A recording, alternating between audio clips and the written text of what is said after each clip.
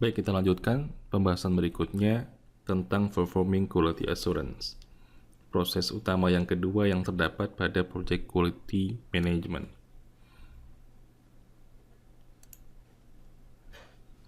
Oke, dengan menggunakan gambar yang sebelumnya, kita bisa lihat di sini bahwa setelah kita melakukan planning quality management, di mana di sini kita akan menyiapkan berbagai macam standar kualitas, kemudian berbagai macam policy serta guidance gitu ya.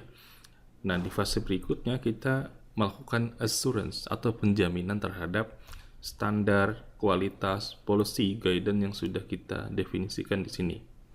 Apa yang kita jamin? Kita menjamin bahwa kita melakukan penjaminan bahwa seluruh policy, guidance, direction, dan kebutuhan kualitas yang ada di planning itu dijalankan secara penuh gitu ya oleh para stakeholder dari project, oleh para tim yang ada di sebuah project.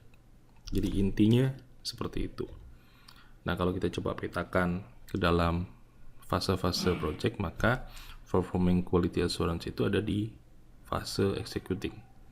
Karena di fase inilah kita bisa melakukan penjaminan ketika dieksekusi, ketika project itu dijalankan, apakah standar-standar yang sudah kita identifikasi di sini, policy, direction yang sudah ada di sini, itu digunakan nggak di eksekusinya.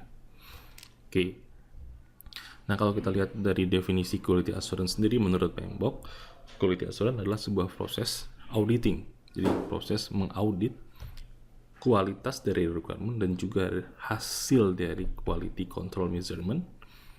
Nah, tujuannya apa? Tujuannya untuk memastikan bahwa standar kualitas yang sudah kita tetapkan tadi itu digunakan oleh orang-orang yang berkepentingan di project. Ya, intinya itu. Jadi proses auditing terhadap quality requirement gitu ya, dan juga hasil dari pengukuran kualitas yang ada di proses kontrol di proses yang berikutnya akan kita bahas. Nah, tujuannya adalah untuk menjamin bahwa kualitas standar quality standar itu terpenuhi atau dijalankan oleh para stakeholder di project. Nah, kalau kita coba perhatikan peta proses ini, perform quality assurance itu membutuhkan input dari pertama dari plan quality management. Jadi dia akan membutuhkan input berupa apa?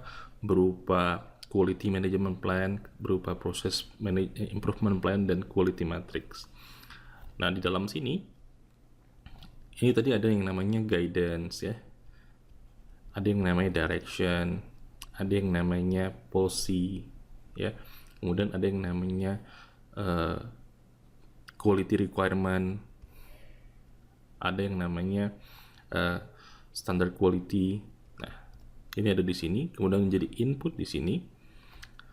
Nah, disinilah nanti akan diaudit gitu ya, ketika dieksekusi project tersebut, apakah keseluruhan ini dijalankan nggak gitu ya. Nah, sama halnya dengan quality control measurement. Di proses quality control, hasil dari sebuah project itu akan dites gitu ya, diuji apakah sesuai dengan requirement yang ada. Jadi kalau di sini yang diperhatikan itu prosesnya, kalau di quality control itu yang diperhatikan adalah deliverable-nya, produk akhirnya. Nah, itu juga akan diaudit di quality assurance. Nah, hasilnya nanti akan menjadi input gitu ya dari proses-proses lainnya. Nah, contoh keluaran yang dihasilkan oleh performance quality assurance adalah change request. Ya, jadi misalnya ketika dia melakukan audit ternyata ada perubahan terhadap project, maka perubahan yang terjadi itu harus dicatat dalam sebuah change request seperti itu. Nah, kalau kita tanya apa sih goal dari quality assurance, ya jawabannya sangat-sangat sederhana, yaitu melakukan quality improvement secara terus-menerus, karena ini adalah semacam proses yang closed loop ya, closed loop. Dari mulai kita merencanakan gitu ya, kemudian di quality assurance inilah kita akan mendapatkan feedback gitu ya, feedback dari proses yang ada, kemudian kita perbaiki lagi prosesnya, kita lakukan lagi, dapat lagi feedback, diproses lagi, dan begitu seterusnya, sehingga makin lama proses yang kita lakukan itu semakin baik. Nah, itulah yang disebut dengan continuous quality improvement. Nah, selanjutnya kita akan membahas proses terakhir dari project quality management, yaitu controlling quality. Dan dia adalah proses terakhir ya dari project quality management. Dan controlling quality ini titik tekannya lebih kepada monitoring hasil dari sebuah project. Jadi result ataupun deliverable dari sebuah project. Apakah hasil dari sebuah project tersebut sesuai dengan standar yang sudah ditetapkan. Dan dia itu ada di fase monitoring and controlling. Kalau kita lihat definisi quality control dari PMBOK, maka quality control didefinisikan sebagai sebuah proses monitoring dan recording dari kualitas result. Jadi kualitas deliverable dari sebuah project. Dan kita coba nilai apakah kualitas result ini, si deliverable ini sesuai dengan standar dan kebutuhan kualitas yang sudah kita tetapkan di fase planning. Nah, mungkin sebagian kamu masih bingung, apa sih bedanya quality assurance dengan quality control?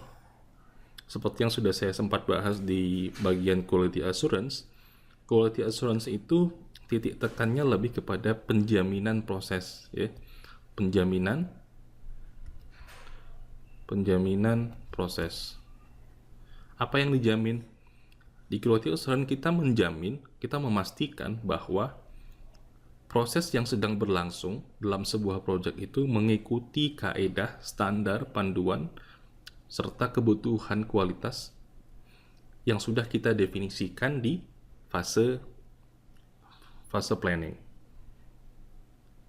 Saya ulangi, quality assurance itu titik tekannya lebih kepada penjaminan kepatuhan proses, ya, penjaminan kepatuhan proses terhadap standar, guidance, aturan yang sudah kita buat di fase planning. Sementara quality control sendiri itu titik tekannya, itu fokus utamanya itu lebih kepada resultnya atau deliverable-nya. Apakah hasil dari sebuah produk itu sesuai dengan apa yang diinginkan? Ya, apakah yang dihasilkan itu sesuai dengan yang diinginkan? Nah, itu yang namanya quality control.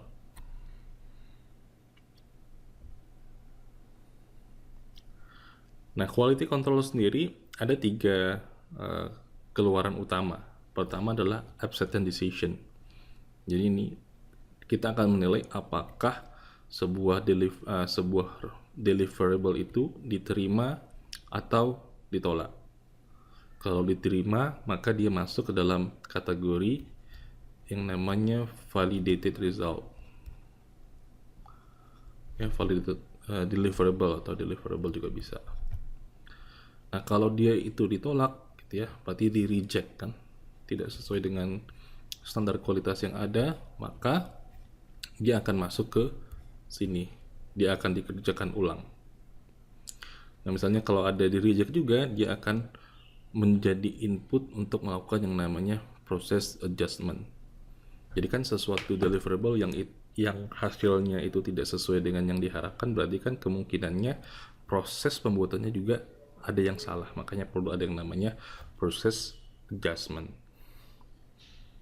Oke, ini petanya, kamu bisa lihat di sini. Untuk melakukan